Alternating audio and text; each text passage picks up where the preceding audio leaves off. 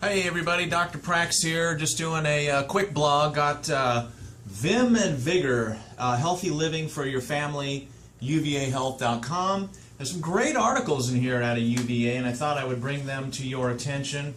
Just good data. Here we go on page 3. It says right here, can sugar kill? Now, we know that saturated and trans fats are major contributors to cardiovascular disease, but scientific evidence shows that consuming, get this, too much added sugar can be deadly too. Researchers recently published a report that, for the first time, directly links sugar with an increasing risk of dying from cardiovascular disease. Where is this from? The Journal of the AMA. So, chiropractors, naturopaths, natural physicians have been saying this for a very long time, that it's the sugar that leads to cholesterol problems, that leads to cardiovascular problems, and that's what's killing us. It's not the fat. And now the AMA is finally agreeing with this, so I'm glad to hear they're finally catching up.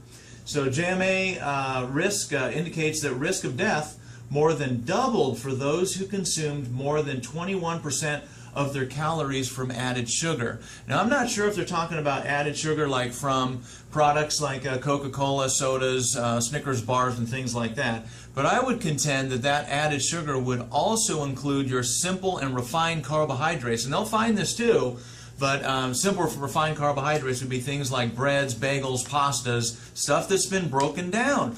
That turns into sugar. So it's not just the sugar that's on the plate or in the can, it's what your body does with the food. So your body does break foods down like simple refined carbohydrates like breads really fast. It converts it into sugar. So hey, it's the same thing. All right, on over here to page 4. Another great article. It says here, it's entitled, It's Not Cholesterol, but it's something else that's clogging our arteries. So this age-old thing about it must be high levels of cholesterol in our diet that's leading to plaquing in the arteries, because when we dissect those arteries after someone dies, we see all this plaquing and cholesterol as part of it. So therefore we thought that it's how much cholesterol that you're taking in dietarily in your diet. So that's one of the reasons why eggs and a lot of other high cholesterol foods got such a bad rap since I think it was the 70s and 80s and beyond. Well, look at this. Not so fast. It turns out that foods high in cholesterol, think eggs, are not the artery-causing culprits we once thought they were. Last year, bucking a decades-long trend, the USDA took cholesterol off its dietary guidelines naughty list. Now down here, it says, that's remarkable. That's remarkable.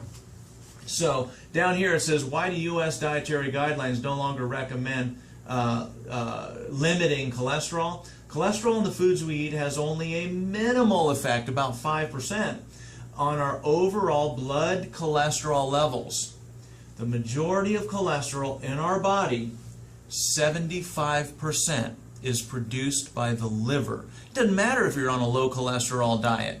The liver will produce the cholesterol. So that's a critically important thing here.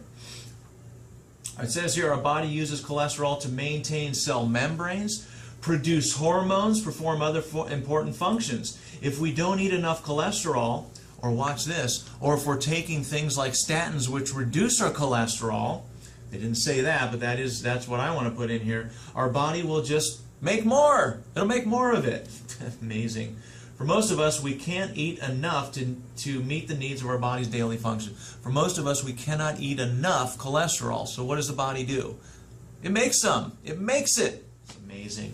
So if cholesterol-laden foods aren't clogging our arteries, what is? And they say saturated, especially trans fats. From what I've found, from what I've read, from books like Wheat Belly, from books like the Paleo Diet, and Grain Brain, they say it's not even the saturated fats. I tend to agree with that. So I wouldn't even worry about the saturated fats. The trans fats, those are those artificial fats, things like margarine and all that were supposed to be so healthy for us, bad, bad, bad, bad, bad. We all agree with that. So now watch this. It's not the cholesterol that increases our risk of cardiovascular disease. Okay, so we go further into this. This is so new. It's so new that even Vim and Vigor didn't catch this. Neither did Okay, where is this thing? I don't know. I'm back. I don't know what took so long or why I couldn't find that. Here it was. It's back on page 21. So watch this. It says the 7-part stroke prescription. So think of Life Simple 7, an American Heart Association campaign, as your prescription to ward off stroke. So the American Heart Association says that what are the 5, if you stop 5 or even better yet, all 7 of these, you're going to reduce your risk of stroke. All right. Number 1, get active. Exercise. Majorly important. Number 2, control cholesterol. But wait, apparently the American Heart Association didn't get the data, didn't get the memo that came from the American Medical Association. They haven't figured out that it's not the cholesterol. Remember, it says right there. So here they say, get active, control cholesterol. They still think the cholesterol is the bad guy.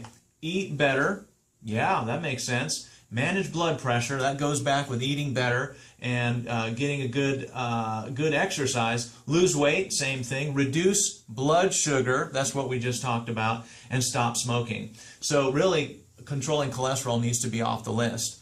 So when it comes to all of these things, it's really coming down to the function of the liver. Because remember, the liver is the main producer, 75% of all of our cholesterol throughout the body. And cholesterol is no longer thought of the bad guy. But the key is we want to have it into a normal range, just like your blood pressure, your blood sugar, your pH, your acidity. All of these things need to be within a normal range. So what do we need to do? Eat really good foods. I'd look at the paleo diet. And the second thing that we do is lots and lots of exercise. Get your body moving. And one of the things that we do in here is a liver and a gut detox. That's how you cleanse the liver. That's how you take good care of the liver. The liver will produce the cholesterol that's needed for the body. The cholesterol produces hormones, steroids. It produces your testosterone, estrogen, progesterone, etc., that's really running a lot of functions of your body. So I wanted to keep it short. Hopefully that's some good information for you. There's my blog today, coming straight out of Vim and Vigor. You heard it here first, so I hope you have a great day, and I look forward to hearing from you or talking to you real soon.